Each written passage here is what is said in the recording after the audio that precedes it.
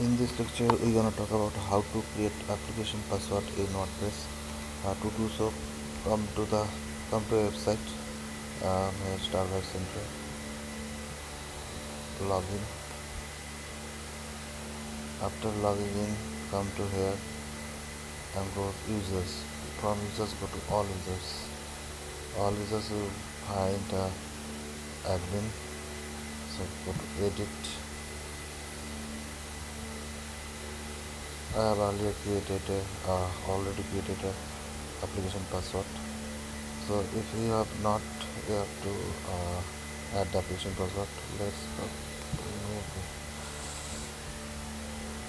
Okay. Suppose give a name. Suppose uh, name now, and you get this application password. You will copy it. You can use it for the REST API to use to post, to write articles through this application password.